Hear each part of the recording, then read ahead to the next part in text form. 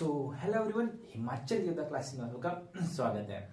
हमने मैथ की सीरीज जो शुरू की थी उसके जो रैशनल और इरेशनल नंबर वाला टॉपिक जो है वो खत्म हो चुका है। यानी जो 5-6 वीडियो आपके लिए लाई है उन्हें देखिए और अपने रैशनल परिमेय और अपरिमेय संख्या वाले टॉपिक को सही कीजिए और क्वेश्चन लगाइए। अब आज का जो नया टॉपिक शुरू हुआ है वो है प्रायिकता।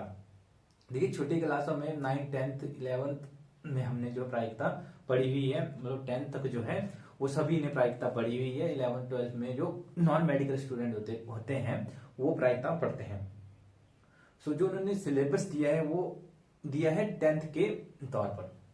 तो हम 10th के तौर पर जो है सिलेबस को करेंगे प्रायिकता के। पर हाँ, +1 +2 के भी कुछ सवालों को हम जरूर लेंगे, क्योंकि डालने वाला कुछ भी डाल सकता है। प्रायिकता को समझने से पहले मैं आपको बता दूं कि इसके बेसिक की तरफ आप जरूर जाइए और सीखने की पूरी कोशिश कीजिए।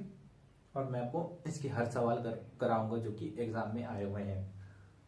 देखिए, इसका एक फॉर्मूला होता है जो हमेशा यूज होता है, जो यहाँ बोर्ड पर मैंने लिखा हुआ है, दिया हुआ है क्या, प्रायिकता इक्वल टू, यानी किसी चीज की कोई प्रायिकता है वो है क्या, ई के अनुकूल परिणामों की संख्या, ये इसका फॉर्मूला है, बटा प्रयोग के सभी संभवतः परिणामों की संख्या। एक बार फिर से देख लीजिए, क्या है, ई के अनुकूल परिणामों की संख्या बटा प्रयोग के सभी संभव परिणामों की संख्या। यानी क्या, देखिए, यानी कोई सिक्का कोई है। देखिए, ये सिक्का मैंने लिया है, जब इसको हम ऐसे फेंकते हैं ऊपर, ये हुआ इसके प्रयोग के सभी परिणाम। क्या आ सकता है, हेड या टेल। ये हुआ प्रयोग, नीचे वाले प्रयोग के सभी परिणाम, ये क्या आ सकते हैं, दो परिणाम हो सकते हैं, हेड या टेल। सही है। ऊपर दिखा ई के अनुकूल परिणामों की संख्या। अब टेल है या हेड है, ये इसका अनुकूल हुआ। टेल भी आ सकता है, हेड भी आ सकता है, तो ये इसका क्या हुआ, अनुकूल। सही है, समझे। ये हुआ इसका फॉर्मूला। अब हम शुरू करेंगे सिक्कों के सवालों से। पहला टॉपिक हमारे पास सिक्कों वाला होगा। दूसरा हमारे पास गेंदों वाला होगा कि यदृच्छक गेंदें निकालते हैं किसी भी बैग से। एक होगा ताश के पत्तों वाला और एक होगा पासे वाला। 4 टॉपिक इसमें आते हैं। पहले हम सिक्कों को शुरू करेंगे, फिर हम आगे बढ़ते जाएंगे धीरे धीरे और बड़े बड़े सवाल करेंगे। पहले आते हैं इसके बेसिक यानी सिक्कों पर। देखिए, पहला सवाल मैंने लिखा है, घटना हुई क्या, एक सिक्के को उछाला। जब हम एक सिक्के को उछालते हैं, देखिए हमने उछाला सिक्का, तो हेड या टेल आया। इसके दो परिणाम आए, क्या, हेड या टेल। सही है। यहां पर क्या आया, हेड या टेल या चित या पट। सही है। अब पूछा है प्रोबेबिलिटी ऑफ हेड और probability of tail. Probability of head और प्रोबेबिलिटी ऑफ टेल क्या आ सकती है, यानी प्रायिकता ऑफ चित और प्रायिकता ऑफ पट क्या हो सकती है। देखिए, परिणाम क्या आएंगे, हेड या टेल, दो ही होंगे हमेशा जब एक सिक्का हम उछालेंगे। सही है। यहां पर भी जो नीचे वाले जो अनुकूल प्रयोग के सभी परिणाम क्या हुए, दो। और जब हेड आएगा तब इसके ऊपर एक हेड होगा, या इसके ऊपर जब टेल आएगा इसके ऊपर एक टेल होगा। समझ गए। ये कोई सिक्का जब हम उछालते हैं, ये हेड या टेल, तो वही परिणाम होंगे उसके, यानी दो ही नीचे लिखेंगे। अगर हेड आया तो एक हुआ ऊपर, या टेल आया तो उसका भी एक ही परिणाम हुआ। ये हुआ एक सिक्कों को जब उछाला जाता है। अब देखेंगे आगे, हम जब दो सिक्कों को उछालते हैं, 2 सिक्के को उछालते हैं, 3 सिक्के को उछालते हैं, तब उनकी प्रोबेबिलिटी किस हिसाब से क्वेश्चन आते हैं। आपको काफी अच्छे क्वेश्चन आते हैं इसमें, ऐसा नहीं है कि इससे क्वेश्चन नहीं आते हैं। तो इनको अब हम समझते हैं।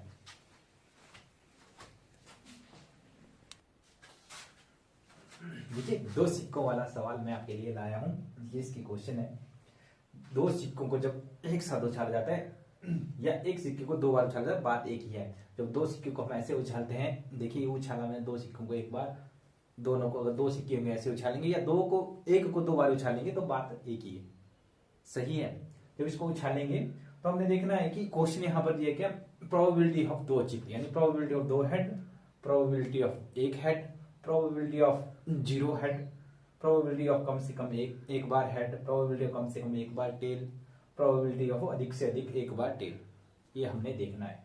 जब हमारे पास 2 सिक्के होंगे, जब उनको हम उछालेंगे, तो हमारे पास कैसे केसेस बनेंगे, वो आप ऐसे इस फॉर्मूले से कर सकते हैं। जैसे a की पावर जब 1 लेते हैं, 2 यानी 2 की पावर 1, 2 की पावर 2 और 2 की पावर 3, 2 की पावर 4, इस फॉर्मूले से, यानी n की पावर जो आपके पास होगी 2 की पावर n, इस फॉर्मूले से इनको करते हैं। यानी जब एक ऊपर 2 3 4 लिखा है, ये सिक्कों की वैल्यू है।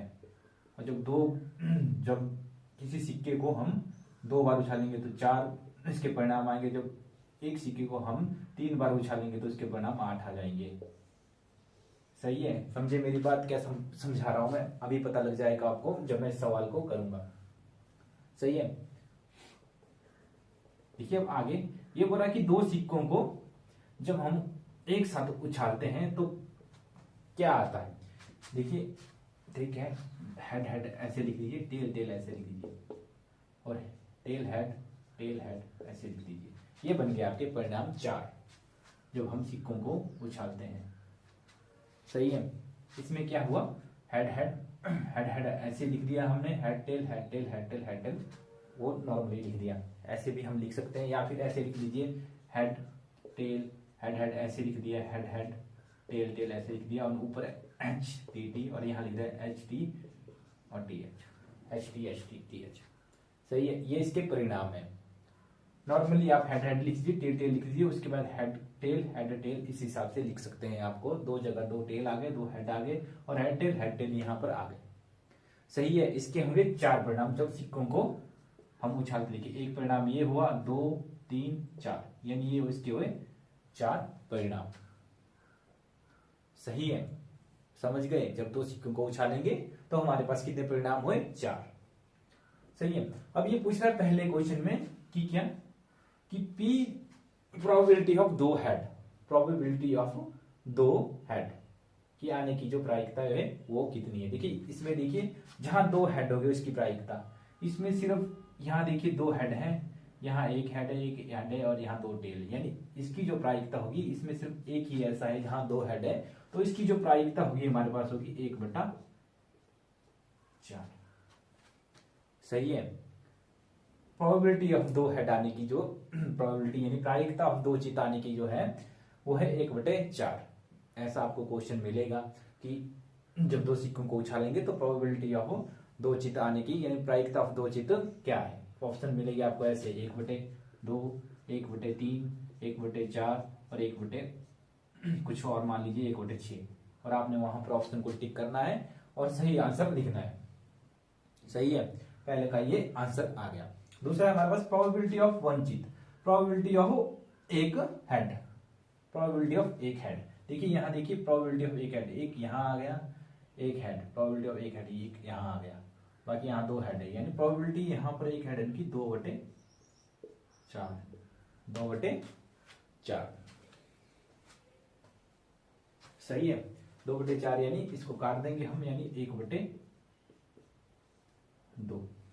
1/2, यानी probability of 1 head is equal to 1/2। देखिए यहाँ देखिए एक बार फिर से मैं इसको मिटा देता हूं, इसको यहाँ पर मिटा देता हूं। इसमें देखिए कि जो केसेस है प्रोबेबिलिटी एक चित यानी एक हेड है, यहाँ पर एक हेड ये है और एक हेड ये है, यहाँ पर 2 है, यहाँ 2 टेल है, तो 2 हमारे पास जो है वो फॉर्मूले में जो दिया था मैंने, ऊपर वाले जो परिणाम थे नीचे वाले जो परिणाम थे, और जो ऊपर अनुकूल जो है वो यहाँ पर 2 है, और जो टोटल परिणाम है यहाँ पर 4 है, और काटा 1/2 इसका सही आंसर। सही है, समझ गए? अगला है हमारे पास probability of 0 head, probability of 0 head यानी 0 चित। देखिए यहाँ देखिए, यहाँ भी हेड है, यहाँ भी हेड है, यहाँ भी हेड है, यानी एक टेल वाले में हेड नहीं है, यानी 1/4। इसका जो आंसर है 1/4। समझ गए? प्रोबेबिलिटी ऑफ एक भी हेड आने की जो प्रोबेबिलिटी वो है 1/4। सही है, अब जो आगे है वो मोस्ट इंपॉर्टेंट है, ये पेपरों में आते हैं। ये बोल रहा है P कम से कम एक बार हेड, कम से कम एक बार हेड। सही है कि P कम से कम एक बार हेड, तो प्रोबेबिलिटी ऑफ कम से कम एक बार हेड जो हमें देखनी है, कम से कम एक बार हेड। देखिए कम से कम एक बार हेड, एक बार हेड यहाँ आ गया, एक बार हेड यहाँ हो गया, ये हो गया हमारे पास 2, पर एक जो हम लेंगे वो यहाँ लेंगे। जरूरी नहीं है कि हेड चाहिए, कम से कम एक, बोले एक से अगर नीचे 0 भी होंगे तो वो भी चलेगा। यहाँ पर मैक्सिमम जो स्टूडेंट गलती करते हैं कि इस वाले को नहीं लेते और इसकी प्रोबेबिलिटी ऐसे लिखते हैं 2/4 और 1/2। ऐसा नहीं होगा, इसकी जो प्रोबेबिलिटी होगी कम से कम एक बार हेड बोला है, पर एक से कम भी हो सकता है, यानी यहाँ ये हो गया 1 2 3, यानी इसका जो आंसर है 3/4। समझे क्या बोला मैंने? ऐसा है कि इसने बोला कम से कम एक बार हेड, यानी हेड चाहिए भी, जरूरी नहीं है कि हेड नहीं भी होगा। सही है, यानी ये टेल वाला यहां पर लिया जाएगा, यानी ये हो रहा है क्या, कम से कम एक हेड, 1 2, और ये तीसरा कम से कम एक हेड, जरूरी नहीं है हेड है, इस वाले को हम बाहर कर देंगे, इस टेल वाले को यहां पर लेंगे। 2 ये हो गए, 1 और 2 ये हो गए, और तीसरा ये हो गया हमारे पास, कम से कम एक हेड बोला है, यानी एक तो लेंगे, अगर एक से पीछे भी होगा, यानी किसी में अगर हेड नहीं भी होगा, उसको भी हम यहाँ पर लेंगे अनुकूल परिणाम के लिए, तो इसकी जो वैल्यू होगी वो 3/4 होगी। सही है। आगे बोल रहा है कि P कम से कम एक बार टेल, कम से कम एक बार टेल, अगर देखा जाए यहाँ कम से कम एक बार जो टेल, एक बार टेल, देखिए एक हो गया कम से कम और एक हो गया ये। अब हम देखेंगे कि इस HH वाले को भी यहाँ हम लेंगे, इसको नहीं लेंगे, क्यों? क्योंकि यहाँ एक से ज्यादा हो गए, यहाँ 2 हो गए, यहाँ बोला कम से कम एक टेल, कम से कम एक टेल, एक टेल, तो इसमें भी एक से कम भी होगा, जहां 0 भी होंगे, जैसे यहाँ कोई टेल नहीं है, उसको भी हम इसमें ले लेंगे, यानी 3/4 इसका जो है सही प्रायिकता है। समझ गए इस वाले टॉपिक को? अगला है हमारे पास P अधिक से अधिक एक टेल, P अधिक से अधिक एक टेल, अधिक से अधिक एक टेल, एक तो लेंगे ही, ये वाला, एक ये हो गया एक टेल, एक ये हो गया, और एक टेल से एक से अधिक 2 ये हो गए, इसमें टेल नहीं है, इसको बाहर कर देंगे, यानी जो हमारे पास जो वैल्यू इसकी भी आएगी 3/4। ऐसे हिसाब से आपको क्वेश्चन आएंगे, अधिक से अधिक, कम से कम, 0 चित, 1 चित, 2 चित, इसको पूछेंगे, उसके आंसर आपने देने हैं। आपको पता होना चाहिए कि जब 2 सिक्कों को हम उछालेंगे तो हमारी प्रायिकता यानी हमारे परिणाम कितने आएंगे, 4 आएंगे, और जो नीचे जो है जो फॉर्मूला यूज करेंगे कि ऊपर अनुकूल और नीचे परिणाम, उस हिसाब से इसको हम कर सकते हैं।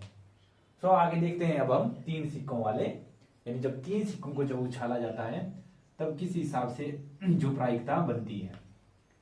अब देखते हैं अगला क्वेश्चन। देखिए अब देखते हैं 3 सिक्कों वाले क्वेश्चन। जब 3 सिक्कों को हम उछालते हैं, ऐसे जब 3 सिक्कों को जब उछालेंगे तो उनकी जो प्रायिकता के सवाल कैसे किए जाते हैं। केवल 3 सिक्कों को उछाला जाता है या एक सिक्कों को 3 बार उछाला जाता है, बात एक ही है। जो एग्जामिनर होता है कभी कंफ्यूज कर देता है कि एक सिक्के को 3 बार उछाला जाए, वो बात एक ही है। ये पूछ रहा है कि प्रोबेबिलिटी ऑफ 3 हेड आने की क्या प्रायिकता है, प्रोबेबिलिटी ऑफ 2 टेल आने की क्या प्रायिकता है, या प्रोबेबिलिटी ऑफ 1 टेल आने की क्या प्रायिकता है।